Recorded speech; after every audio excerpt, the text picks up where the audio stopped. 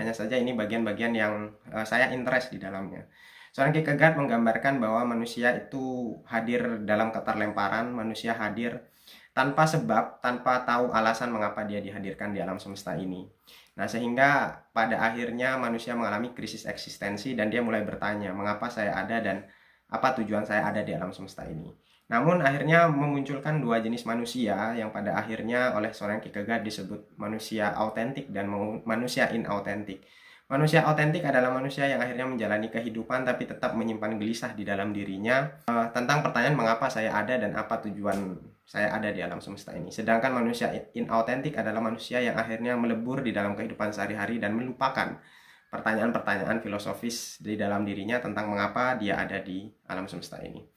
Dan pada akhirnya yang juga cukup menarik di dalam buku ini juga tentang konsep tafsir mimpi dari Sigmund Freud, yang dia menjelaskan bahwa mimpi itu bukan bunga tidur, tapi mimpi adalah sebuah keinginan setiap manusia yang tidak mampu dia wujudkan dalam kenyataan, sehingga hanya bisa dia alihkan ke alam mimpi. Lalu yang terakhir, karena memang cukup fenomenal, adalah konsep moralitas tuan dan moralitas budak dari Nietzsche. Nah, itu adalah aspek-aspek yang saya membekas di dalam buku Dunia Sophie ini, yang pada akhirnya buku ini mengajarkan saya sejarah intelektual dari 400 tahun sebelum Masehi sampai akhirnya di era modern hari ini, yang juga akhirnya menampar saya tentang betapa peradaban ini peradaban intelektual yang akhirnya saya geluti dalam disiplin ilmu sosiologi ini sudah terbentang begitu luas, dan sosiologi hanya secuil saja di dalam perjalanan panjang intelektualitas itu, yang artinya mengajarkan bahwa